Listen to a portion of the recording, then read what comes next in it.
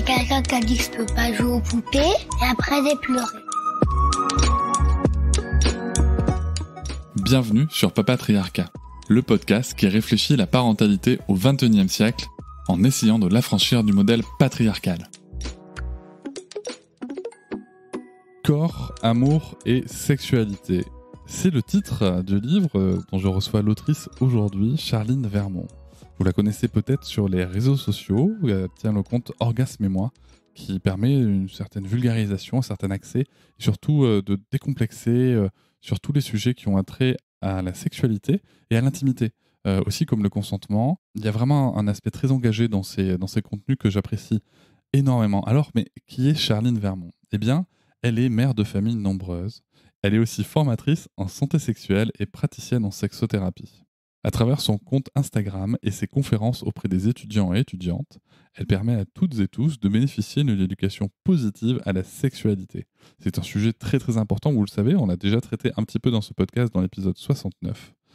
Et son livre Corps, amour, sexualité, les 120 questions que vos enfants vont vous poser, a été un grand succès sur l'année 2022. Il a été réédité d'ailleurs dans une édition augmentée avec des questions en plus. Ce livre a aussi la particularité d'avoir été relu et validé par un comité médical éducatif dans lequel peuvent apparaître des pédopsychiatres, des médecins généralistes, des psychologues, des professeurs des écoles, des gynécologues ou encore des thérapeutes spécialistes du genre. Alors moi, ce que j'aime beaucoup dans ce livre, c'est que déjà, il traite de différents âges, d'accord ? Ça va de 5 à 14 ans au niveau de l'accompagnement. Alors très concrètement, moi, ma fille a 4 ans et il y a des choses très très utiles déjà dedans. Et surtout, en fait, il y a vraiment un côté très transmission aussi auprès des parents parce que nous, on n'est pas forcément à l'aise avec ces sujets-là.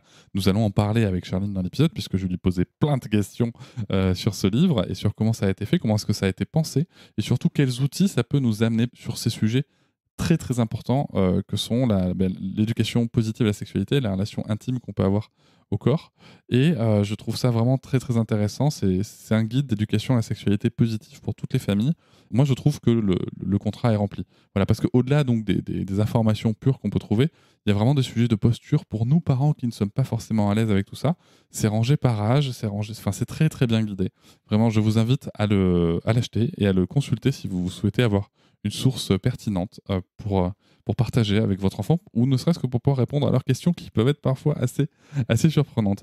Alors on va commencer l'entretien avec Charline par une question qui est, ma foi, somme toute assez bateau, mais que je me dois te poser. C'est comment est venue l'idée de ce livre ? Je vous souhaite une très bonne écoute. Tout d'abord, peut-être je vais un peu dévoiler une partie de ma vie. Je suis moi-même mère de famille nombreuse.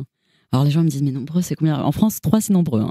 Oui, c'est vrai, t'as la carte pour les transports. C'est ça, tu y accèdes.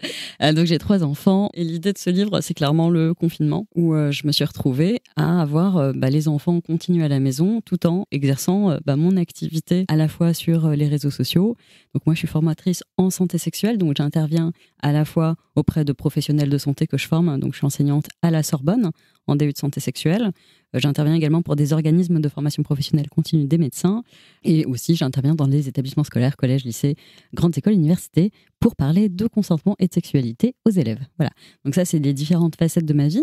Et puis, j'ai une activité grand public que plein de personnes connaissent qui est le compte Instagram Orgasme et moi où je fais de l'éducation populaire au sens noble du terme, je pense. C'est-à-dire, c'est un endroit où de manière gratuite et accessible, je peux partager du contenu informatif et ludique autour de la sexualité. Voilà. Et du coup, premier confinement, je suis en train de mener ma vie professionnelle normale avec les enfants autour de moi. Et les enfants, ils ont des oreilles qui traînent.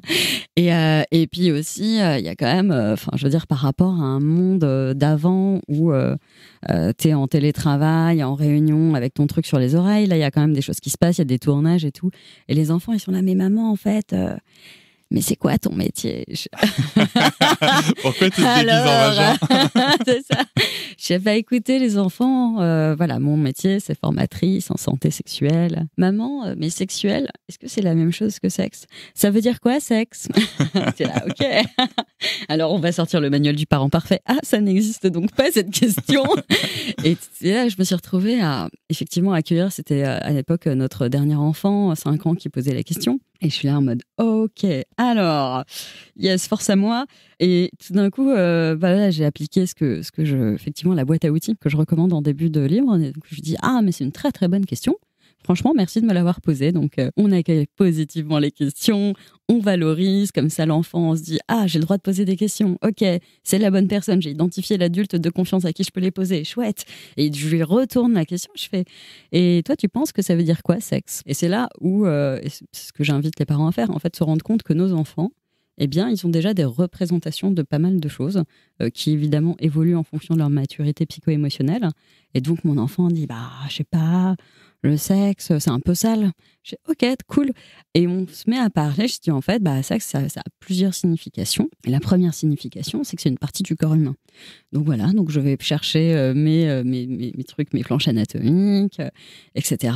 Il y a les grandes qui arrivent, qui se joignent à la conversation. Et écoute, ça a duré, je sais pas moi, 1 heure et demie. Un moment magique avec mes enfants qui posaient plein de questions, qui étaient super captivés par tout ce que je racontais. Et moi qui me disais, non mais c'est si simple. Enfin, genre, est-ce que c'est possible que ce soit finalement un sujet si accessible et si peu tabou, enfin, quelque part qu'on l'aborde de manière saine, je pense, et intelligente. Et là, moi, une fois qu'on a fini ce moment-là, sur le canapé avec mes 3 gosses, je me suis dit, ok, alors, comment prolonger ces moments-là? Comment les renouveler? Comment les recréer? Et je suis partie en quête d'un livre qui puisse matérialiser en fait l'espace safe qu'on avait créé ensemble. Et du coup, je suis tombée soit sur des bouquins de parenting, genre oser parler de sexualité avec vos enfants, comment en parler avant qu'Internet le fasse, nanana. Donc vraiment des bouquins pour moi, parents, ou alors des bouquins pour les enfants. Et j'avais le zizi sexuel à la maison. Je me suis dit, voilà, nickel, sauf que c'est un livre que tu prends, que tu me donnes à ton gosse, et en mode démerde-toi. Ouais, y a pas le livre d'interaction. transitionnel, et c'était pas du tout ce que je cherchais. Moi, je voulais un livre qui soit transgénérationnel, qui soit aussi finalement simple à aborder que l'histoire du soir, que les hérissons, tu sais, ou n'importe quel sujet de dinosaures, de quoi que ce soit que j'adore aborder. Voilà, notre moment cocon du soir ou du week-end. Et ce bouquin n'existait pas. Alors je l'ai voilà. écrit. Et voilà, c'est comme ça que sont nées les... Alors à l'époque, c'était 100 questions, donc paru en septembre 2021. Là, 1 an plus tard, donc septembre 2022, paraissent les 120 questions. Donc une version qui est augmentée, qui est enrichie. Alors petit retour en arrière pour les 100 questions.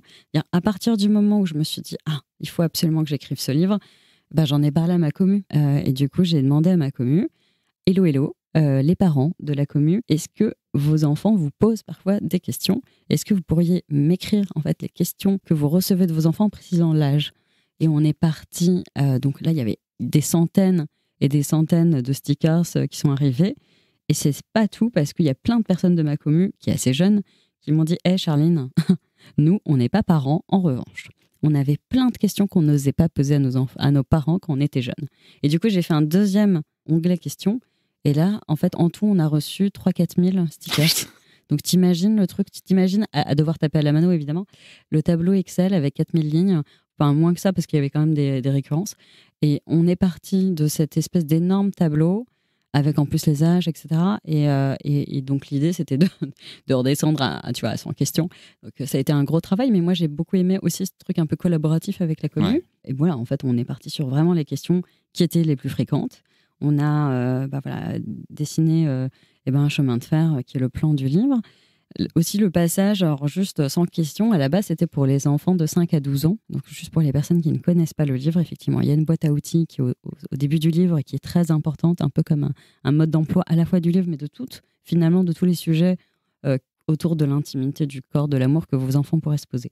Ensuite, pour chaque chapitre, il y en a 8, il y a une intro qui est pour les parents, parce que... c'est un peu aussi une self-care. Avant de prendre soin des autres, il faut prendre soin de soi. Et franchement, moi, j'étais à la place de tous les parents.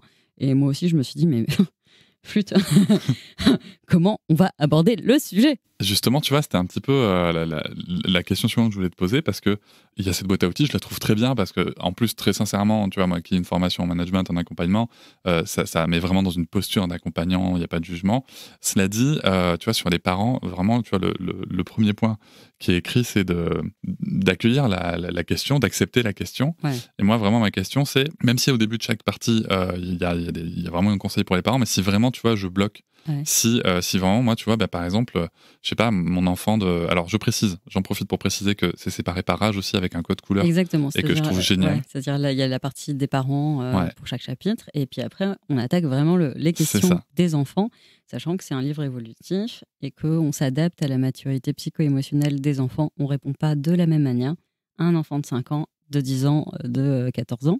Et du coup, il y a des codes couleurs, c'est évolutif et tout ça. Oui. Et donc, le parent qui, imaginons, je sais pas, ma petite fille, elle vient parler de masturbation avec sa mère ou avec moi, et je suis pas du tout à l'aise. C'est-à-dire que même en ayant le livre, même en ayant les mots, si tu veux, j'ai un blocage. Ouais. Comment je peux faire ? Alors moi, ce que je conseille aux parents, enfin ça c'est vraiment aussi dans le livre d'ailleurs, c'est d'être un peu bienveillant avec soi-même. C'est-à-dire, c'est ok de pas être prête. C'est-à-dire, en fait, on va pas... voilà, Rome, c'est pas fait en un jour. Et on va pas, nous, devenir la première génération à s'emparer de ce sujet-là, de transmettre. En fait, c'est la première génération, je pense, où on n'est pas sur une espèce d'omerta familiale. Parce que dans les familles, on se transmet beaucoup de choses. On se transmet des histoires familiales, on se transmet des gènes parfois merdiques. Non, je ne vais pas rebondir sur le sujet. Mais des recettes de cuisine, un patrimoine ou un matrimoine, des anecdotes, tout ça. Il y a un sujet, des photos, tout ce qu'on veut. Il y a un truc de génération en génération qu'on ne transmet jamais, c'est en fait tout ce qui touche au corps. Voilà, c'est quelque chose de totalement tabou. Il n'y a pas d'éducation sur le sujet et et on ne transmet pas. On fait l'impasse dessus en mode, les enfants. Du coup, on transmet le tabou, en fait. Par contre, ce qui est clair, c'est qu'on transmet effectivement cette espèce de sensation que l'enfant intègre assez jeune. Et c'est ça que je trouve assez intéressant, parce qu'après, on va parler des âges auxquels on peut en parler aux enfants. Plus on en parle jeune, en fait, moins l'enfant intègre socialement qu'il existe un tabou, un truc où il faut vraiment, faut faire le tour du truc, parce qu'il faut pas, non, ça, on touche pas. Le tabou se transmet, mais là, nous, on est quand même la première génération à s'éduquer massivement sur le sujet. Quand on regarde nos comptes Instagram, etc., en fait, les gens veulent s'éduquer, s'informer, comprendre comment on fonctionne. Et il s'agit pas que de sexualité, il s'agit d'apprendre à construire des relations affectives saines, à communiquer, etc., et à essayer de comprendre et être dans l'empathie. On est en fait finalement en train de faire société, rien de plus. Mais, et en fait, ça fait partie de ce qu'est faire société, de se comprendre jusqu'à la sphère intime, mais pas seulement. Et en fait, aujourd'hui, on s'éduque, et du coup, on se donne les moyens finalement de transmettre quelque chose à nos enfants qui n'est pas le grand vide, le grand tabou. Eh bien, c'est compliqué quand on n'a jamais eu de modèle sous les yeux. C'est hyper compliqué pour tout le monde. De même qu'on a été peut-être aussi la première génération à arrêter de frapper nos enfants. Enfin, tu vois. Enfin, finalement, et ça prend plusieurs générations pour qu'on se dise, attends, de même que je vais pas aller voir ma voisine, mon voisin, pour lui foutre une baffe. Enfin, à quel moment je fais ça à mon enfant? Enfin, tu vois, il y a quand même une espèce d'évolution sociétale qui fait que les gens ils disent, ah, mais c'est peut-être pas un hasard si on n'en a jamais parlé, peut-être que c'était bien. Je fais, ah oui, donc c'est évidemment pas un hasard si on frappe nos enfants depuis toujours, c'est sans doute bien. C'est-à-dire, en fait, votre discours il tient pas la route 2 secondes, en fait. Non, on est en train d'évoluer parce qu'on est en train de considérer finalement que les enfants sont des êtres humains à part entière, et on va arrêter de les prendre pour des cons ou pour des moins que rien. En fait, on va juste les respecter et leur donner des outils pour pouvoir choisir en conscience. Voilà. Ça t'anime, hein, cette question-là. Là, je t'ai inventé. Et je te rejoins, et je te remercie de faire un parallèle, parce qu'en effet, je te rejoins totalement. Et en même temps, si tu veux, pour revenir sur la posture des parents, c'est pour ça que je trouve ton parallèle très pertinent.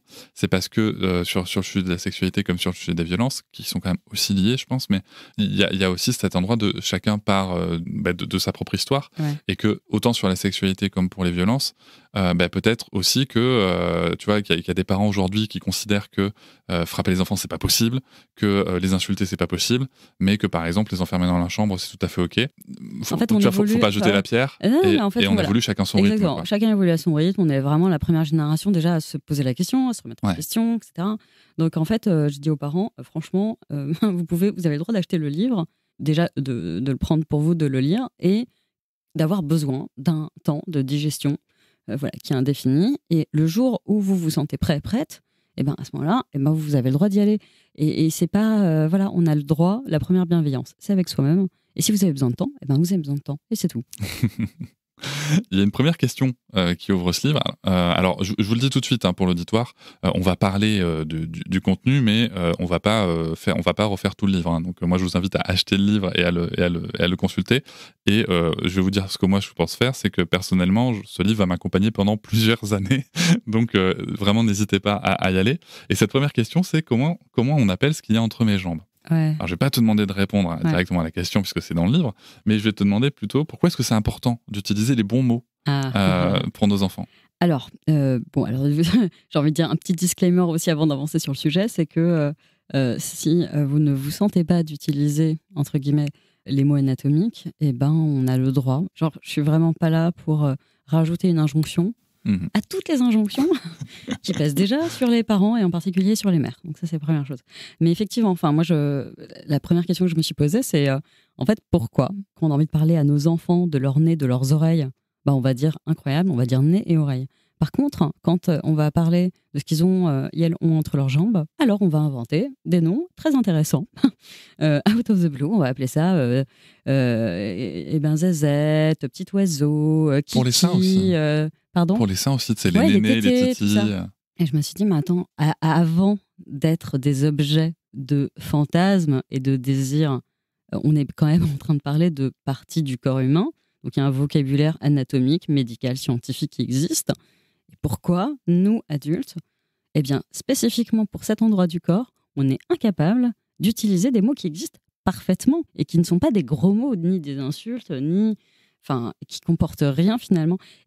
Donc en fait, pénis, vulve, lèvres, clitoris sont des parties du corps humain, ce sont des morceaux de notre corps avant d'être quoi que ce soit qui, dans notre cerveau d'adulte, pourrait faire des liens avec une forme de sexualité. Mais ce qui est intéressant, notre cerveau d'adulte, et ça c'est un peu la grande question, je me suis demandé, mais pourquoi est-ce qu'on a des petits noms ? Et je me suis dit, mais en fait, je crois que c'est tellement compliqué pour nous, adultes, de faire le lien, finalement, ou d'accoler les mots enfant et sexualité. C'est tellement impensable parce que derrière, évidemment, il y a ce monstre dans le placard qui s'appelle la pédocriminalité, ou en tout cas quelque chose qui est ou notre incapacité à imaginer de toute manière que nos enfants puissent avoir une forme de sexualité, tout comme nos difficultés d'ailleurs à appréhender le fait que nos propres parents puissent avoir une sexualité. Il y a quelque chose de l'ordre de la génération d'avant, d'après, des pères autour de la sexualité qui est telle, et puis la pédocriminalité qui quand même est un sujet en soi. Voilà, on a simplifié le truc, on a un peu court-circuité, on dit bon, alors du coup, on va inventer un nom, et quand on va dire kiki, zézette, ça veut dire que c'est une partie du corps humain, et je lui enlève toute connotation sexuelle. Voilà. Et je dis en fait, ce qui est intéressant, c'est vous, parents, en fait, vous n'avez pas, je pense qu'on a aujourd'hui, on est capable intellectuellement d'appréhender les choses, et vous n'avez pas besoin de noms d'oiseaux très bizarres pour ne pas sexualiser ces parties-là du corps de vos enfants. Tout va bien. Voilà. Et du coup, petite anecdote, on va grimper pendant les vacances de la Toussaint en famille, en plein air, et on tombe sur une falaise, sur une voie d'escalade qui s'appelle Zizi Rider. Et là, notre dernier enfant, 8 ans, se tourne vers nous, les parents, et font « Ils ont écrit Zizi Rider, alors évidemment que c'est Pénis Rider !» Ouais. Voilà, c'est très drôle. Mais voilà, les enfants, en fait, n'en ont strictement rien à cogner. Et c'est pas c'est nous, parents, quelque part, c'est à nous, parents, qu'on protège ou qu'on se protège, en tout cas, en inventant ces noms-là, pour les désexualiser, mais nos enfants n'en ont rien à cogner. Je veux dire, pénis, vulve, pour eux, ce sont des mots tout à fait OK. Et c'est des mots qui, elles, pourront réutiliser, continuer à utiliser tout au long de leur vie. Et voilà, c'est ça les vrais mots. Et ouais, carrément. Et alors, bien entendu, sans poser d'injonction aucune, je pense qu'il y a aussi peut-être un truc quand même, je vais utiliser le mot, à déconstruire sur le sujet. Ouais. C'est comme tu l'as très justement dit, c'est un mot qui perd le sens sexuel de la zone. Et en fait, si tu veux, moi, par exemple, qui est une petite fille, je me suis aperçu aussi que, alors, tu as évoqué le sujet de la pédocriminalité, je te remercie de l'avoir fait, et je pense que c'est important que les enfants comprennent, parce que si un enfant est... J'ai d'autres sujets sur l'inceste qui arriveront, mais quand un enfant vient nous voir en nous disant tonton m'a touché la vulve ou tonton m'a touché la zézette. En fait, c'est pas forcément la même zone, c'est pas forcément la même chose. Et moi, je le vois avec ma fille au niveau de la santé. Par exemple, ma fille, comme elle connaît les zones, la différence entre le pubis, la vulve, l'anus et tout ça. Mais en fait, quand ça la gratte ou si elle a eu mal, ça permet de vraiment savoir de quoi il s'agit. C'est tout bête, hein. Non, mais en fait, ça permet de savoir. Et derrière, si jamais il y a besoin d'échanger avec un pro de santé, d'avoir les bons mots, quoi. Et justement, en plus d'éviter une exploration par un pro de santé qui serait plus hasardeuse et potentiellement moins agréable. Ouais, non, mais clairement. Et puis aussi, c'est aussi en nommant tous ces organes qui sont, entre guillemets, et ça, j'ai pas problème du tout à le dire, ce sont des parties qui sont des parties intimes. Et ben, c'est en nommant l'intimité qu'on peut aussi la protéger. Et ça, c'est ce qu'on aborde dès le premier chapitre, le corps, deuxième chapitre, l'intimité, avec cette. C'est une très belle phrase. Je pense que celle-là, je vais la quote. Voilà. Non, elle est très très bien. Qu'on va pouvoir, avec cette image du château fort, où effectivement, c'est l'apprentissage pour nos enfants que leur corps, c'est une forteresse, vraiment. Enfin, voilà, donc je vous laisse explorer la métaphore du château fort qui a été validée Elle est très par beaucoup d'enfants. Parce que et en tant que parent, ça permet vraiment d'avoir un truc pour dire, voilà, tu vois, avant d'entrer dans un château fort, on demande l'autorisation pour qu'on baisse le pont-levis, on dresse la herse, etc. Ton corps, c'est ton intégrité physique. C'est ta forteresse, tu es le roi, reine de ce château fort. Et ben, nul ne peut y avoir accès, d'abord, sans te demander ton consentement, etc., etc. Je te ferai une anecdote après sur le consentement, je pense. Yes. Mais je profite du fait que tu parles de l'illustration du château fort, qui est vraiment très très parlante dans le livre, aussi pour préciser que ce livre est illustré, brillamment illustré par Tommy Buzzy. Juliette Mercier, alias Tommy Buzzy. Exactement. S'il vous plaît, allez la suivre, elle fait un travail exceptionnel. Franchement, et du coup, je vais m'adresser directement à Juliette. Merci, parce que il fallait, pour ce livre, qui peut être difficile à appréhender par certains parents. Les enfants, globalement, c'est beaucoup plus simple que leurs parents. Eh bien, il fallait aussi des dessins, des illus qui dédramatisent, qui soient là pour vraiment apporter cette légèreté et cette douceur. Ils sont très s'y prêtent, je trouve. Ils sont très s'y prêtent, vraiment. Moi, je vois les dessins de Stomy, et en fait, j'ai la banane d'une oreille à l'autre. Elle a fait un taf pour dédramatiser et avec cette espèce de touche intelligente, humoristique, et je le précise, inclusive.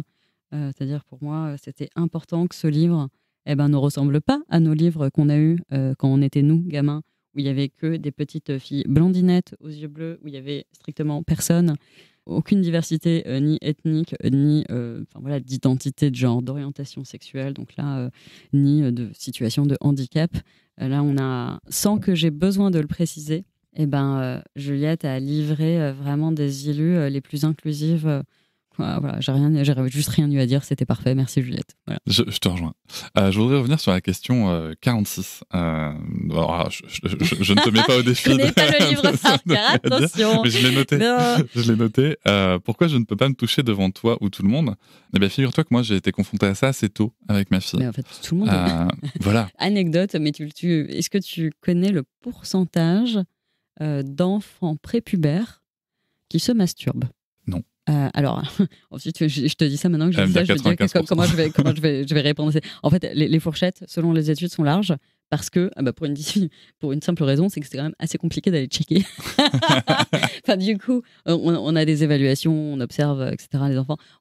Selon les études, donc on est sur de l'ordre de 40 à 85% d'enfants prépubères qui se masturbent selon les dizaines d'études menées. Et du coup, d'ailleurs, petite parenthèse, je pense que c'est excessivement compliqué pour les parents, on l'a déjà dit, d'appréhender que leurs enfants aient une sexualité. Tu vois, il y a aussi des gens qui me disent, mais si on leur raconte, on va leur donner envie de faire. Alors, chers parents, vos enfants n'ont pas attendu que vous leur en parliez, parce que dans la fourchette 40 à 85%, j'entends surtout majorité de. Donc en fait, il y a une majorité d'enfants prépubères, donc c'est avant leur puberté, qui se touchent. Et d'ailleurs, je vais vraiment essayer d'alléger le propos au maximum. Tous les mammifères se masturbent, se branlent. C'est quelque chose qui fait partie, en fait, complètement, finalement, de ce qui nous rapproche en tant que famille de classe d'espèces. Et on a des vidéos, on a des échographies d'enfants in utero, s'il te plaît, qui se masturbent et qui clairement se touchent le pénis ou la vulve, le clitoris, dans le ventre déjà de leurs parents.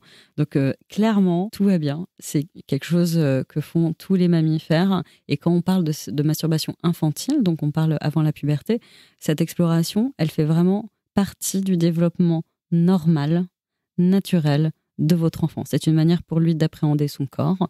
Voilà, de même que l'enfant se touche. Il y a rien d'anormal à ça. Toutes les personnes qui travaillent en puériculture vous diront que vous mettez un enfant dans quelques centimètres d'eau, si l'enfant a un pénis, il est très très probable que dans les quelques minutes, l'enfant se touche et tout va bien. Et au cas où, effectivement, donc c'est la question 46 et je vais répondre à ta question. Si vous surprenez votre enfant en train de chevaucher, par exemple, l'accoudoir du canapé sur un coussin ou sur une couverture ou n'importe quoi, en fait.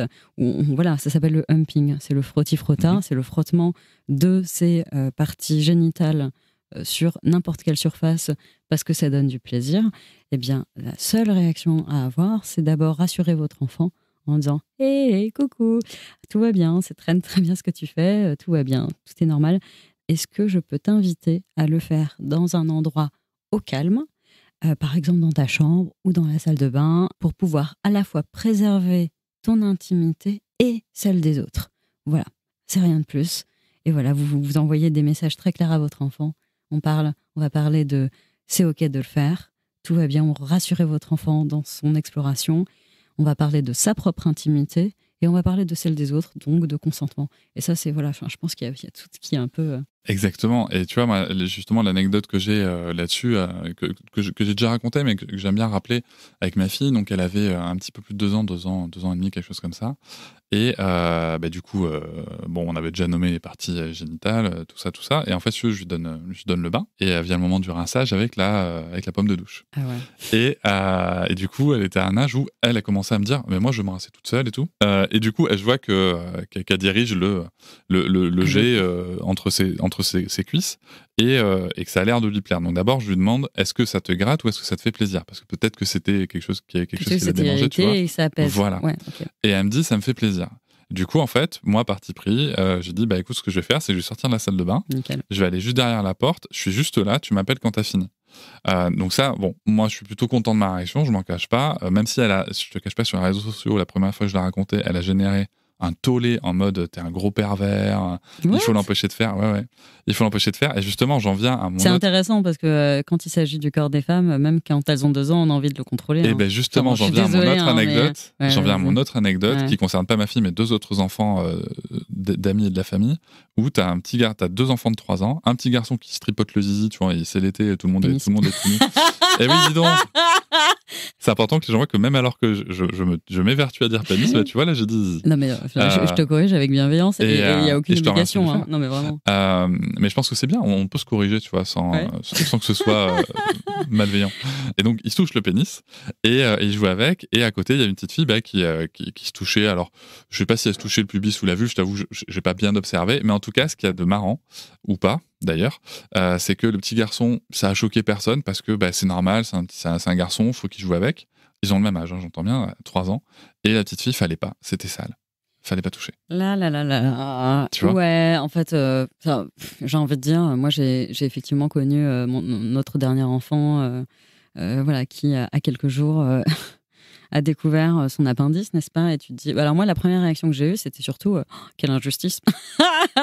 Quelle injustice, il y a quand même un appendice qui est quand même à 90% externe, tandis que quand tu nais avec vulve clito, on est sur on va en tout cas pour garder clitoris pénis comme comparaison, c'est 10%, même pas dehors. Bref, donc il y a une injustice anatomique. Par contre, ce qui est très clair, c'est que il devrait y avoir une égalité dans l'accès à cette zone-là. Et je veux dire, ce sont strictement les mêmes organes qui se différencient très tôt au cours du 3e, 4e mois stade embryologique. Donc tout va bien. Si que votre enfant ait un pénis ou un clitoris et qui, elle, découvre à quel point c'est plaisant de le toucher, en fait, votre enfant est juste en plein développement normal. Et encore une fois, c'est intéressant de voir pourquoi tout d'un coup, on va trouver ça normal quand c'est un pénis et pas normal quand c'est un clitoris. Ça en dit long sur le contrôle des femmes. On va pas faire de parenthèse et j'en ai pas parlé dans mon livre, hein, je précise pour les parents qui ont peur. Tu peux la faire ici, si tu veux. Mais là, je vais le faire ici, en fait. C'est exactement ce genre de réaction à l'extrême qui mène à l'excision. On va contrôler ce corps-là, on va contrôler le plaisir des femmes cisgenres. C'est voilà. Donc derrière, cette espèce de contrôle, d'over-contrôle du corps des femmes et d'omerta, c'est-à-dire aussi associer ça à c'est dégueulasse. Enfin, finalement, une femme qui se dessine dès l'enfance des choses qui peuvent devenir exacerbées plus tard et puis à l'âge adulte, qui finalement, c'est assez honteux d'avoir une pratique masturbatoire quand tu es une femme, cis. C'est honteux d'assumer sa propre sexualité.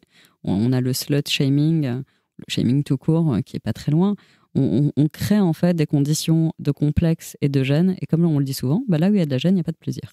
Donc aujourd'hui, c'est vrai que en lisant mon livre, c'est une des réactions qui m'ont moi émue aux larmes, c'est le nombre de personnes, et notamment que ce soit parents ou pas parents, il y a beaucoup de jeunes femmes qui ont acheté le livre et qui ont lu ce passage et qui ont dit en fait, tu m'as réconcilié avec mon enfant intérieur, tu as apaisé la gamine que j'étais, qui avait honte de ça, j'ai cru que j'étais perverse, j'ai cru que j'étais anormale, j'ai cru que le fait d'avoir envie de me toucher, etc., faisait de moi une mauvaise personne, etc., etc. Et c'est vrai que c'est très apaisant, en fait, de lire, quel que soit ton âge, qu'en fait, tout ça, c'était complètement normal, que c'est le regard que la société te fait, le doigt qui est pointé vers toi.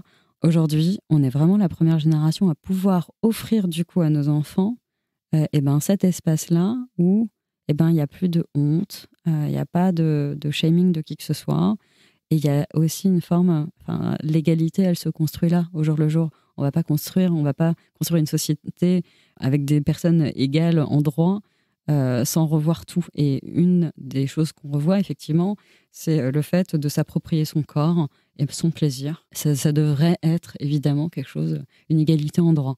Et donc là, on parle du sujet de la masturbation infantile. On est aussi en train de recréer cette égalité dès cet âge-là. Voilà. Merci. C'était tu vois, j'étais porté là par tes mots. Je te remercie d'avoir ouvert cette parenthèse qui me paraît importante. Tu me fais revenir sur différents points. On reviendra, je pense, sur ce sujet. Ouais. Et je te remercie de parler du sujet de l'enfant intérieur parce que c'est un sujet sur lequel je travaille. Et c'est vrai que quand on parle d'enfant intérieur, il y a déjà un point. Mais quand on parle de la sexualité par rapport à l'enfant intérieur, il y a encore un stade de plus. Il y a ça, et puis il y a l'argent aussi, souvent. Le sexe et l'argent, c'est quand même deux gros sujets tabous. C'est vraiment les sujets en France, d'ailleurs. En fait, on me dit souvent le sexe, dernier tabou. Non, en France, argent, dernier tabou. Ouais, je pense que l'argent est encore plus tabou, en fait. Il y a un excellent podcast, Histoire d'argent, de Fabrice Florent, là-dessus, que je te conseille d'écouter, que je recommande à tous et toutes d'écouter. Okay. Il vient bousculer quelques trucs, c'est très intéressant. On vient de parler justement de cette différence entre les genres.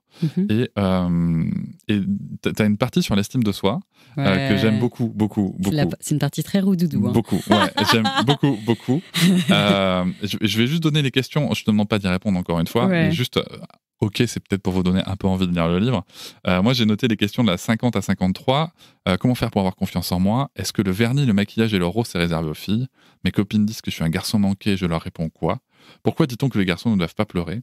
Du coup, moi, ma première question là-dessus, c'est comment est-ce que... Parce que là, on se parle de stéréotypes de genre quand même, et c'est important d'en parler très tôt, mais comment est-ce que tu définis la différence entre le sexe et le genre avec l'enfant? Ah, mais ça, c'est abordé en fait dès la première partie. Tout à fait, mais moi j'ai ma réflexion là-dessus, si tu veux, c'est que je suis très embêté à chaque fois, notamment parce que ma fille me challenge beaucoup dans le choix de mes mots. Elle a bien raison.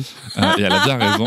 Et du coup, en fait, moi, si tu veux, je me suis retrouvé à vraiment scinder, si tu veux, les mots qu'on utilise, quitte à utiliser les mots mâle et femelle, qu'on n'aime pas trop utiliser dans la langue en parlant de l'humain, mais parce que en fait le truc c'est que je me suis rendu compte que très rapidement, alors qu'on travaille beaucoup sur les stéréotypes de genre, sans scinder ça, elle se retrouvait vraiment à tomber dans lui c'est un garçon parce qu'il a les cheveux courts et qu'il est habillé en pantalon, tu vois, dans les livres. Effectivement, il y a encore pas mal de choses à dire. Et donc c'est un peu compliqué. Oui. Et en fait, moi, si tu veux, de passer par ce chemin du sexe avec les mots comme ça me permet de lui dire, bah, tu vois, lui il a un pénis, donc bon, on a utilisé le mot mâle, mais tu vois, il peut avoir les cheveux longs, il peut porter des robes, ça n'empêche rien.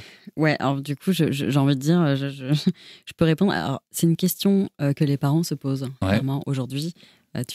Tu n'es pas seul. Ah, mais ça, je sais ça. En fait, mais on galère tous. Mais globalement, c'est ça. Je pense que s'il y a un truc à retenir, c'est que vous n'êtes pas seul. C'est-à-dire, si vous avez l'impression d'être en train de galérer, je vous rassure, tout le monde. Moi aussi, tout va bien. Et du coup, cette question, c'était évident pour moi qu'il fallait l'aborder. Donc, on est dans l'introduction du premier chapitre. Donc, vraiment, voilà, je dis sexe et genre, c'est quoi la différence ?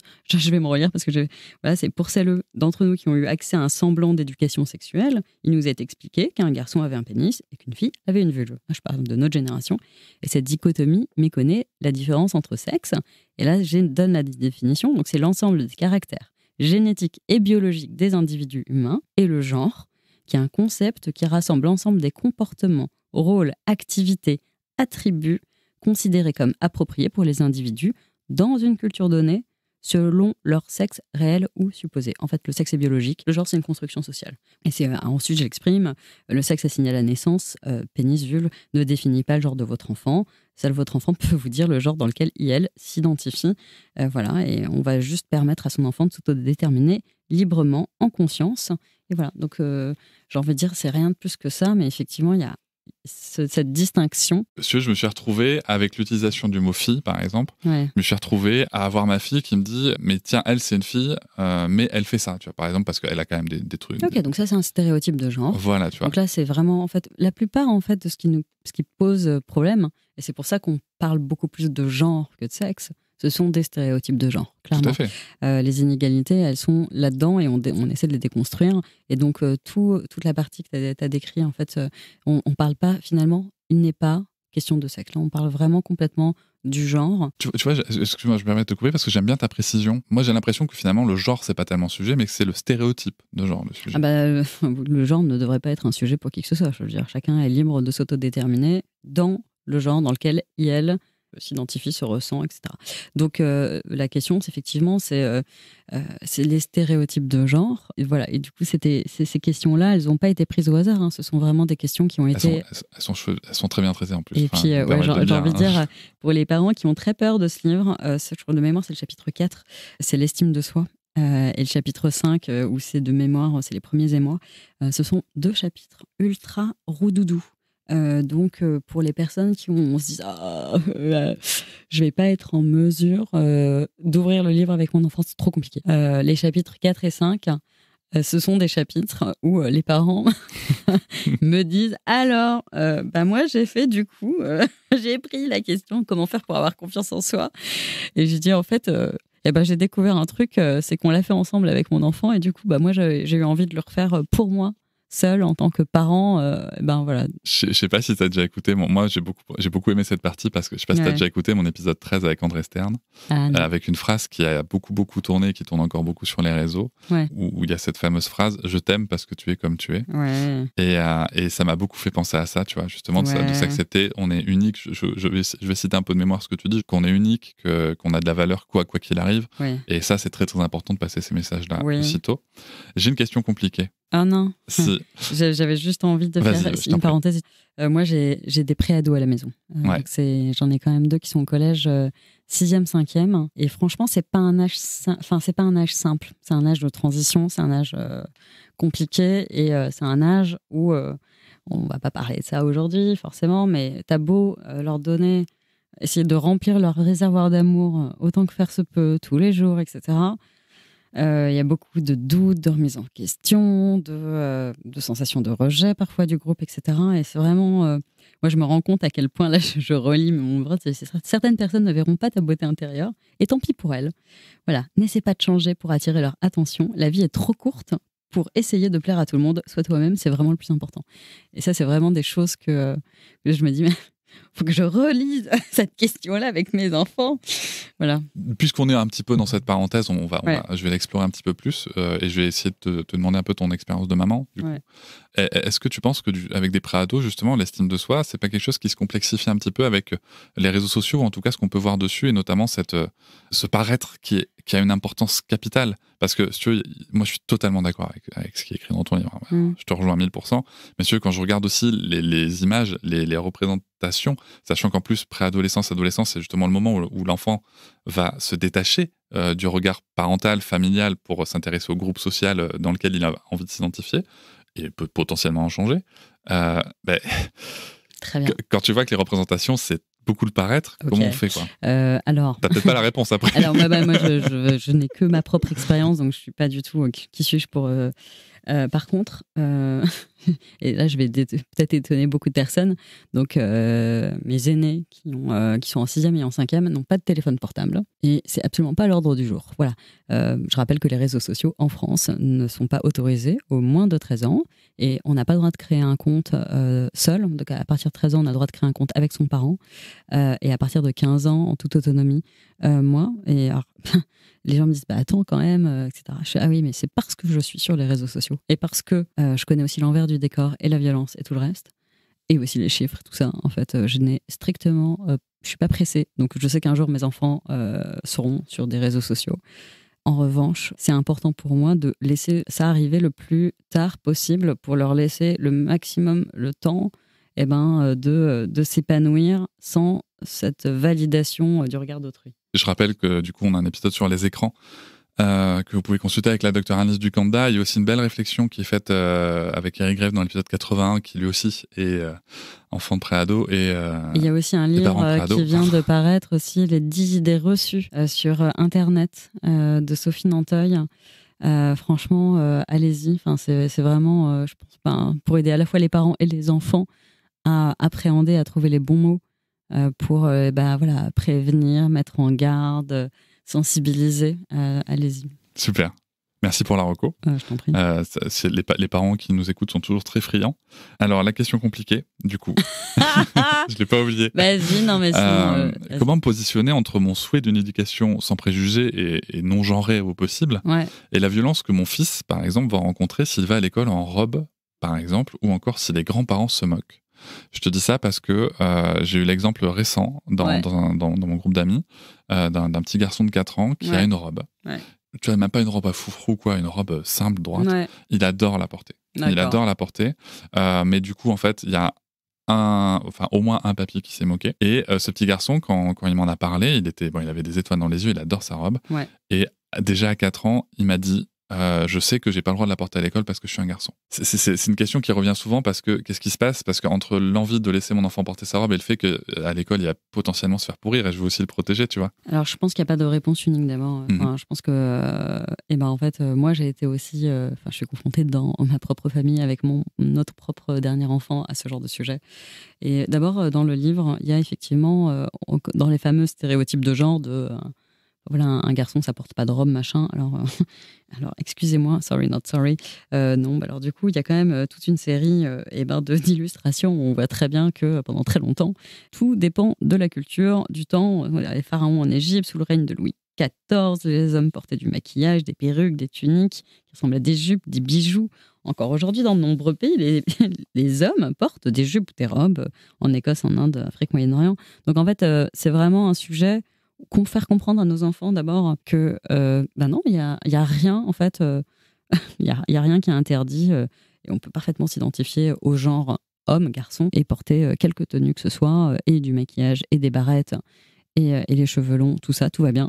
Donc en fait, la première chose déjà, c'est de donner à son enfant des arguments pour mettre fin à la discussion.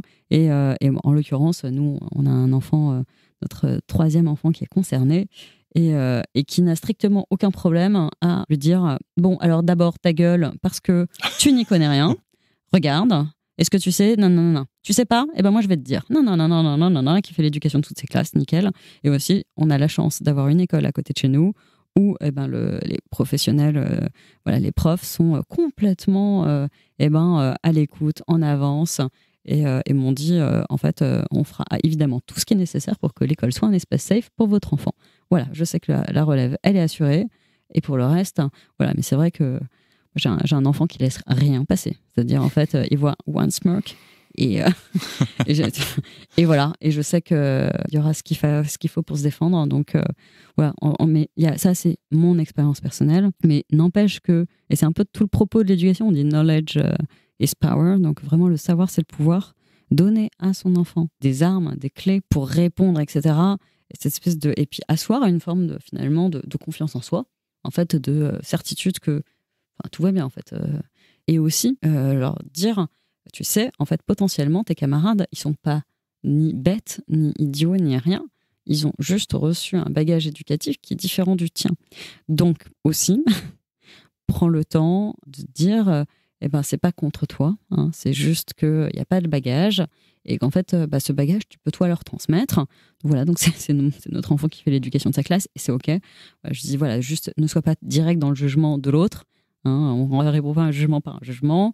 On est là sur, OK, tu me dis ça parce que toi, on t'a dit que les mecs, ça portait pas de jupe. OK, c'est une connerie, et je vais t'expliquer pourquoi. Voilà. Mais c'est pas toi qui es con, c'est ce qu'on t'a dit qui est une connerie. Voilà, c'est la différence encore.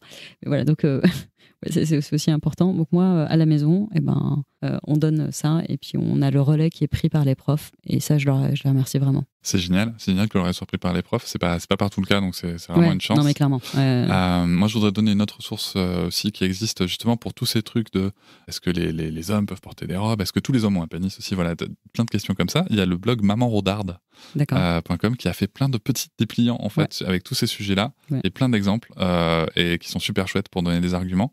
C'est une très bonne ressource.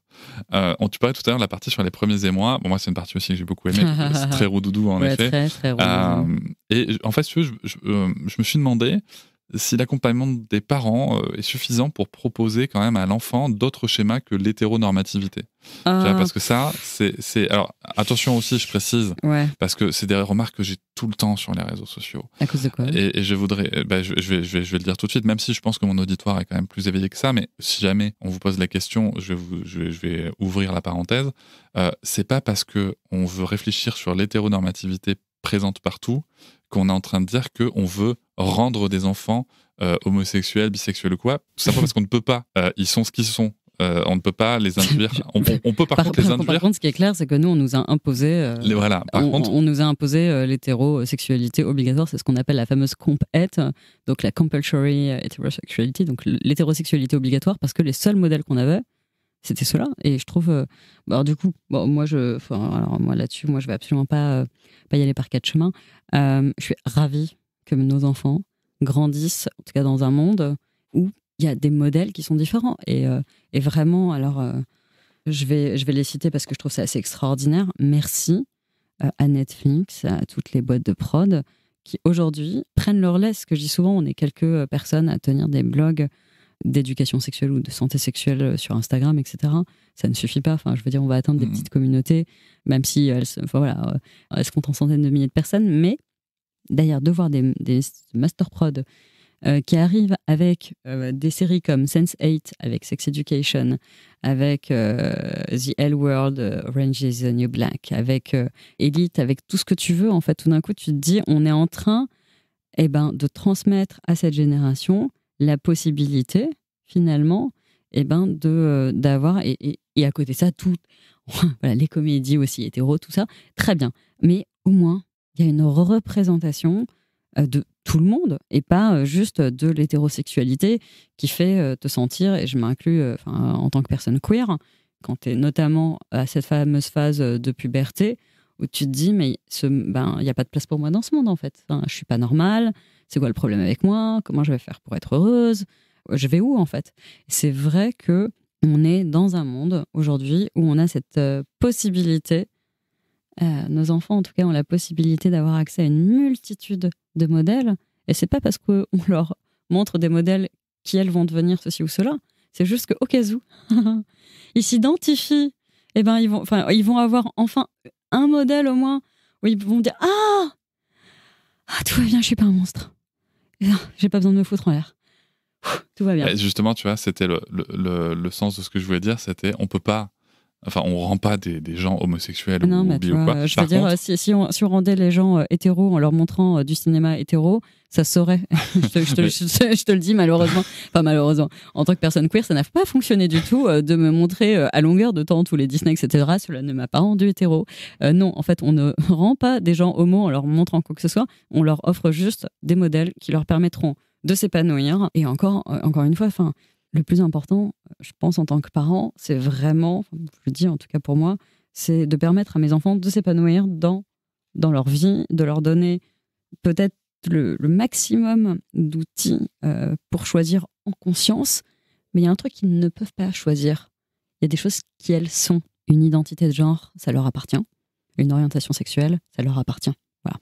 Et du coup, en fait, je vais aussi leur donner tout le maximum de ce que je peux pour aussi, quelle qu'elle soit, qui se sentent à leur place, dans un espace safe, baigné d'amour, et voilà, à leur place. tout le chapitre 6, Ouais. tu le consacres au consentement. Ah ouais. Alors, tu as déjà largement abordé pourquoi est-ce que c'était important tout à l'heure. Moi, du coup, j'ai une autre question compliquée à te poser. Allez, c'est parti, on y va. Tu vois, moi, par exemple, ma fille, elle a très bien compris, c'est mon corps. Mhm. C'est moi qui décide, machin. Ok, mais du coup, le consentement, selon moi, il a quand même une limite. Par exemple, l'hygiène, la santé, Ouais, il faut aller se laver. c'est mentionné, ouais, clairement. C'est-à-dire, en Il faut fait, prendre une douche. C'est-à-dire, il y a deux. En fait, le consentement, il a quand même deux limites. Je vais le donner très clairement. Voilà, votre enfant est en train de marcher dans la rue. Et elle boude, on va dire. Voilà, on va parler d'une fille, elle boude. Voilà, il est hors de question de lui prendre la main, en mode, dada. Mais à ce moment-là, on est quasiment arrivé à la maison. Il y a juste à traverser la rue. Elle se met à traverser. Il y a une voiture qui arrive à 70 à l'heure. Voilà. C'est très simple pour la sécurité de votre enfant. Vous allez choper votre enfant par la main et juste la ramener de la par tout manière. ce que vous avez. En fait, littéralement, tout en poussant un cri de détresse et d'effroi. Il y a deux sujets sur lesquels on ne transige pas, c'est la sécurité. Voilà, donc moi, j'ai strictement aucun problème à prendre qui que ce soit et à le choper à bras le corps et à l'amener. Voilà, si c'est pour sa sécurité, que ce soit mon enfant ou un autre enfant d'ailleurs. Et le deuxième sujet, c'est médical. C'est-à-dire, et pourtant, je sais, puisque j'ai un médecin de famille qui est extrêmement éveillé au consentement, et je l'ai toujours vu demander, est-ce que tu es d'accord pour enlever ton t-shirt, que je puisse t'examiner? Nickel. Est-ce que tu es d'accord que je touche ton ventre pour voir si tout va bien? Ok. Enfin, je veux dire, on est quand même sur également des professionnels de santé. Je pense à la nouvelle génération de médecins, de sages-femmes, qui heureusement se forment et est éveillé au sujet du consentement. Toutefois, si un jour il y a un vrai gros sujet et que qu'il s'agit en fait d'une problématique de santé importante, j'avoue que là ça va être potentiellement si là je dois te faire un massage cardiaque, cette question ne se pose pas, mais en tout cas la santé et la sécurité, c'est les deux sujets sur lesquels, selon moi, on peut passer outre le consentement. S'il y a besoin de s'en sortir, c'est une question de vie ou de mort, on y va, quoi. Un des exemples que je donne dans mon propre livre, c'est le lavage de nez aussi, tu vois, par exemple. Parce qu'à un moment, attendre le consentement, quand tu sais que ça peut éviter d'empirer, ça me paraît important. J'en profite pour dire à l'auditoire que si vous voulez réagir, bien sûr, à notre échange, vous avez en description du podcast le lien pour SpeakPipe. Vous pouvez réagir par un audio, n'hésitez pas. On pourra répondre à ça, ils peuvent interagir directement en audio. Et ça, c'est très chouette. En tout cas, je vais le dire, pour l'instant, la question ne s'est pas posée. C'est-à-dire, pour l'instant, notre médecin, coucou si tu nous écoutes, a réussi à créer une alliance thérapeutique avec mes enfants qui font que, qui fait qu'il n'y a pas de sujet. C'est là, qu'il s'agisse de vaccins, qu'il s'agisse de soins, etc. Il n'y a jamais eu de sujet. Voilà. Il y a la partie 7 sur le sexe et le plaisir, qui est très complète. Moi, je recommande la lecture de cette partie aussi, bien sûr, parce que il y a... ça répond à tellement de questions auxquelles auxquelles je suis pas encore confronté, mais dans lesquelles je me projette beaucoup. Oui. Tu vois. Et c'est le cœur du réacteur, en fait. En fait, concrètement, sur 8 chapitres, il y en a un seul où réellement on va parler de sexualité. C'est pour ça aussi que je dis les enfants, mais ils sont trop jeunes, nanana. Alors bon, d'abord, relisez les principes directeurs de l'UNESCO. L'âge auquel il est conseillé, recommandé d'aborder le sujet, c'est entre 5 et 12 ans. Et évidemment, on ne va pas apprendre à vos enfants à faire du sexe. Moi, je pose le contexte. La question n'est pas là, en fait, quand on aborde le sujet. D'ailleurs, c'est pour ça que ça s'appelle Corps, Amour, Sexualité. En fait, pour les enfants de 5 à 12 ans, on va aborder tous les sujets connexes. Donc, on va effectivement, voilà, le vocabulaire du corps, on va apprendre à nommer son corps, on va parler d'intimité, évidemment, on va parler de puberté, voilà, qui va arriver un jour et qui quand même questionne les enfants quand, un jour je vais, oui, et je vais, oui. Et il y a une forme de peur et de curiosité, et de fascination, d'appréhension, tout ça. Donc, la puberté, le 4e chapitre, c'est l'estime de soi, on en a parlé, c'est très roux-doudou, les premiers émois, le consentement. On finit par les bébés, et effectivement, il y a un chapitre qui est un chapitre où on aborde des choses. Et je pense, j'avais très peur d'aborder ce chapitre-là. Je me suis dit, comment je vais prendre ce truc-là, franchement, comment ne pas faire peur ni aux parents, ni aux enfants, et en même temps apporter des vraies réponses à toutes les questions que j'ai reçues, qui sont des questions réelles des enfants posées aux parents. En tout cas, sur lesquelles j'ai reçu des centaines de questions de la communauté, des parents de ma communauté. Et en fait, écoute, je pense avoir fait quelque chose, finalement, j'espère, de finalement très léger et très beau. Je recommande. Moi, je peux pas, tu vois, je peux pas faire plus que dire lisez cette partie. Et même pour nous adultes, tu vois, comme tu l'évoquais tout à l'heure, je pense que il y a des réponses dans le livre. Il y a pas mal de réponses auxquelles qu'on aurait aimé avoir étant petit, qui vont ouvrir des portes même maintenant, je pense. J'allais dire comment ça j'ai été démasquée que en voulant, je prétends éduquer les enfants, mais j'éduque beaucoup les parents. Chemin faisant. Et ça vous déporte, mais complètement, c'est important, je pense. Et c'est important ce travail-là, et merci de le faire. Les questions 105 à 107, elles abordent un sujet qui est le sujet du porno. Alors du coup, je voulais poser une question, même s'il y a quand même une piste que tu as donnée par rapport aux réseaux sociaux et au téléphone. Mais aujourd'hui, en France, la moyenne d'âge d'exposition est de 9 ans. Ah non, alors moi j'avais pas... Alors, on n'a pas les mêmes chiffres, moi j'en parle dans mon truc, c'est 12 ans. Pour le premier porno en France, et ensuite ça ne cesse de baisser. Donc, mais quand même, comme je suis cette stat depuis des années, c'était 13 ans, c'est devenu 12 ans. C'est pas un chiffre français. Hein ? C'est pas un chiffre français. D'accord, alors moi je te parle de la France, c'était 12 ans. Bon, ça reste extrêmement jeune et choquant. Donc effectivement, d'ailleurs, c'est là un peu la réponse... La deuxième réponse, on va dire, que je vais donner, outre qu'il y a des pédopsychiatres, il y a 200 pédopsychiatres de tous les pays qui ont travaillé sur des principes directeurs de l'UNESCO pour expliquer pourquoi 5 à 12 ans était l'âge où il fallait quand même débuter. Deuxième réponse, en fait, l'exposition moyenne, c'est l'âge médian du premier porno en France. C'est-à-dire 50% ont déjà regardé du porno avant l'âge de 12 ans. Je précise quand même, c'est un âge médian.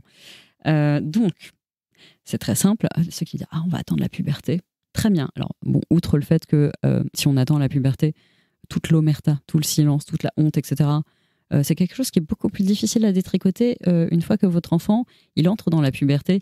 Et puis, pour être plongé dans le sujet, vous allez voir que votre enfant, il peut être difficile à atteindre une fois qu'on entre dans l'adolescence, et que quelque part, c'est quand même on a beaucoup plus facilement accès, je pense, à nos enfants avant. Premier sujet. Deuxième sujet, en fait, si vous ne le faites pas, ça veut dire que la première exposition de votre enfant à la sexualité, quelle que soit en fait cette approche, mais ça va être le porno. Alors du coup, vous avez le droit en fait de préférer que Pornhub, YouPorn, soit le premier contact de votre enfant avec la sexualité.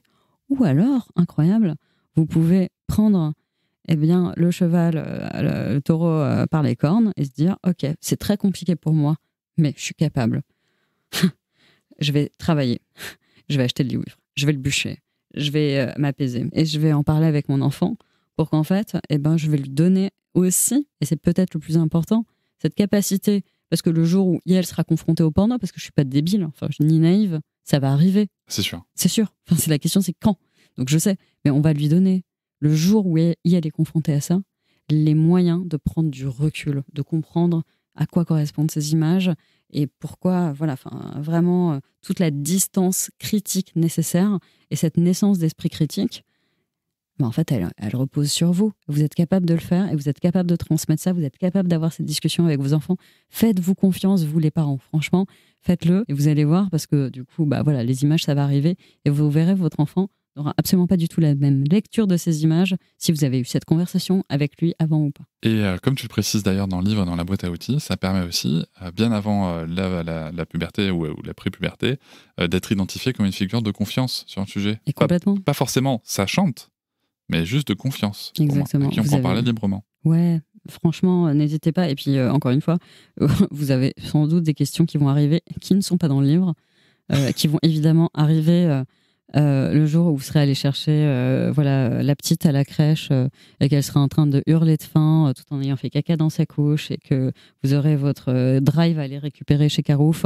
Et c'est évidemment à ce moment-là que votre enfant va se dire mais maman, toi et papa, vous faites aussi l'amour. Ok, donc c'est super, merci de poser cette question.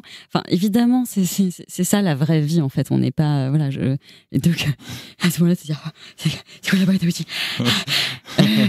Merci beaucoup pour cette question. C'est une très bonne question. Est-ce que tu es d'accord pour qu'on prenne la conversation un peu plus tard? Tout va bien, je vais gérer, je vais sortir le livre de Charline, on va y arriver.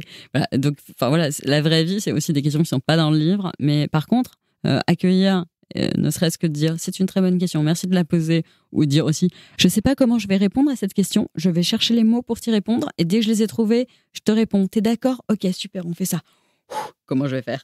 C'est ça la réalité, et on va y arriver, mais c'est vraiment faux. Voilà, le plus important, c'est effectivement cette espèce d'accueil positif et bienveillant des questions de vos enfants pour s'identifier en disant bon, voilà, c'est-à-dire si la réponse, autre manière de répondre, c'est pas ton sujet, pourquoi tu me parles de ça toi? Si vous dites ça, votre enfant se dit mince, et si j'allais poser la question à Internet? Papa, maman, faire l'amour. Voilà. Et en fait, voilà, c'est ça, en fait, le sujet. C'est-à-dire, si à partir du moment où vous ne créez pas cet espace safe, votre enfant ira chercher la réponse ailleurs. Enfin, c'est ce que je dis, arrêtez de prendre votre enfant pour des débiles. Hein. En fait, ce sont des enfants, si l'enfant pose une question, et elle mérite une réponse, une question de respect, il ira chercher la réponse ailleurs. Et il y a une phrase que j'aime beaucoup, mais je ne sais plus de qui, mais quelqu'un l'a dit dans mon podcast, c'est que si l'enfant pose une question, c'est qu'il est capable d'en entendre la réponse. Et je trouve que c'est une base très intéressante. Alors, c'est une base très intéressante, mais c'est aussi pour ça que je dis, n'hésitez surtout pas à dire, mais pour toi, ça veut dire quoi, faire l'amour? Voilà, exactement. En fait, retournez la question à votre enfant, parce que potentiellement... c'est pas le même référentiel. En fait, exactement. C'est-à-dire, l'enfant, à travers la réponse, va vous donner un peu son niveau de maturité sur le sujet. C'est-à-dire, en fait, ça sert à rien de faire une réponse level 10 si votre enfant, il attendait la réponse level 1. Inutile de partir dans le cours magistral de 3 heures sur, alors, la sexualité au cours des âges, jusqu'à... En fait, non, on s'en fout. C'est pas le sujet. Si votre enfant dit, je sais pas, faire l'amour, par exemple, vous faites des bisous sur la bouche. Ah, c'est ça, faire l'amour. Ok, donc ça, c'est le niveau de maturité de mon enfant. Très bien. Je dis, ok, c'est une très bonne question. Je te réponds tout à l'heure, une fois que tout le monde est douché, tout le monde a dîné, qu'on est posé dans ta chambre pour l'histoire du soir. Ok, ça roule. Ok. Et là, on va dire, en fait, eh bien, l'intimité que j'ai entre papa et moi, eh ben, c'est notre intimité de parents. Donc, je ne peux pas te répondre, mais par contre, oui, eh ben, il nous arrive de faire des bisous sur la bouche parce qu'on s'aime. Voilà, ça te va comme question? Vous demandez à votre enfant, ça te va, ça suffit comme réponse? L'enfant va dire oui, généralement. Alors moi, j'ai toujours eu des réponses complètement... des fois, je me suis dit, oh là là là là, comment je vais répondre à cette question? Je me lance dans un truc, ça suffit? Non, ça suffit pas. Ok, on y va, level 2, level 3. J'ai l'impression d'être au bout de ma vie, d'avoir traumatisé mon enfant, et à la fin, je fais, et là, ça te va? Oui, maman. Qu'est-ce qu'on mange pour dîner? En fait, juste n'ayez de crainte, effectivement. L'enfant pose la question s'il peut entendre la réponse. Moi, j'étais sciée de voir à quel point, pour moi, parent, j'avais vraiment... je suis à grosses larmes, notamment avant d'avoir écrit le livre sur les réponses que je pouvais faire. Comment vos graines, elles se sont rencontrées? Ouais, super. Vraiment génial, merci. Comment je fais? Donc, j'ai répondu à cette question qui, effectivement, au début du chapitre, les bébés, n'est-ce pas? Et la première fois que j'ai répondu à cette question-là, j'étais en train de tuer à grosses gouttes en me disant est-ce que je ne mets pas fin à toute leur insouciance, toute leur innocence, etc. Et donc, j'ai dessiné à la mano le schéma que Juliette, que Stomy Buzzy, a fait en bien mieux dans le livre. Et j'étais là en mode, alors voilà, comment ça se passe? Et je précise aussi que c'était ma fille, ma numéro 2, qui, après avoir lu, relu, re-relu Le Zizi Sexuel, n'avait pas réponse à cette question. Parce que la réponse n'y est pas exactement. Et du coup, en tout cas dans l'ancienne version. Et du coup, et j'étais là en mode, ok, donc, et clairement pour cet enfant... pour mes enfants globalement, qui ont besoin d'aller au bout des choses et que ce soit bien clair pour pouvoir passer à autre chose, tant que le puzzle n'était pas constitué, il était impossible de passer à autre chose. Et pour ma fille, c'était là, non, regarde, maman. Ah, je sais, c'est à travers le nombril. Ah non, ça ne passe pas par le nombril, non. Donc voilà, donc je me lance dans cette explication de rencontre de gamètes, tout va bien. Et là, je me disais, bon, c'est fini, j'ai perdu ma fille. Et là, elle fait, ah, c'est comme ça. Ah, mais oui. Ah, c'est beaucoup plus clair. Très bien. On mange des lasagnes ce soir? Ok, super. Je l'ai vraiment traumatisé, ça se voit tout de suite. Et c'est marrant que tu évoques ça parce que tu vois, moi, il y a quelques jours, ma fille m'a demandé précisément sa question, c'est comment sont faits les bébés. Ah oui. Et du coup, je lui ai dit, qu'est-ce que tu veux savoir exactement? Est-ce que tu veux savoir comment est-ce que un bébé, d'où ça vient, de quoi ça part? Oui, c'est exactement ça. D'accord. Du coup, je lui ai dit que un spermatozoïde et un ovule se rencontraient. Je t'avoue que j'étais bien content qu'elle m'ait pas demandé après comment ils se rencontraient. Ah oui. Mais ça viendra plus tard. Mais je dis ça parce que c'est important vraiment ce que tu disais du coup de savoir avec quel référentiel l'enfant parle, Ouais. quelle est vraiment sa question avant de partir dans des projections un peu. C'est-à-dire, moi, la challenge, quoi. au début, je me suis dit, non, trop jeune, c'est impossible, je vais pas lui donner la réponse. 8 ans, c'est beaucoup trop jeune, c'est pas possible, c'est pas possible. Tout ça. Et puis, j'étais là, oui, spermatozoïde, ovule, tout ça. Mais comment ils se sont rencontrés, hein? Parce que du coup, le spermatozoïde, il est pas là, il est pas dans le corps, alors il est où? Il passe par le nombril. Non. non. Mais s'il passe par le nombril, il passe par où? Allez, c'est parti. C'est le moment. Moi, j'ai vraiment à ce moment-là eu cette sensation de sauter en parachute. Enfin, je veux dire, sauter du plongeoir. Enfin, c'est le grand saut dans le vide. Et quand j'ai vu la réaction de ma fille, j'étais en mode. Ah ouais.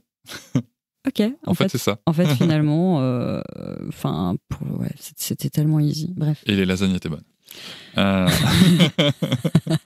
J'ai une dernière question pour toi. Ouais. Si tu en avais le pouvoir, politique, social, tout ce que tu veux, si tu en avais le pouvoir, ouais. Quelle serait ta première mesure d'urgence sur le sujet de l'éducation à la santé sexuelle? La première. Bon, tu me donnes 1 milliard, on est d'accord? T'as budget limité. Par contre, c'est ta première mesure. Ah là. Première mesure. Elle va être très rapide. Je crée une école de formation, en fait, pour envoyer sur le terrain très rapidement, donc dès l'année d'après, des armées d'éducatrices en santé sexuelle qui sont formées dans tous les établissements de France et de Navarre, et ça deviendrait une matière obligatoire sur le collège et le lycée, tellement c'est important. C'est-à-dire vraiment, je pense qu'on sous-estime à quel point le niveau d'ignorance est abyssal et à quel point ça a des conséquences. C'est un sujet de santé publique. Ouais, vas-y. Et on va s'arrêter là parce que ça sera le sujet du bonus. Ah, okidoc, c'est parti. Merci beaucoup, Charline, pour cet épisode. Ça marche.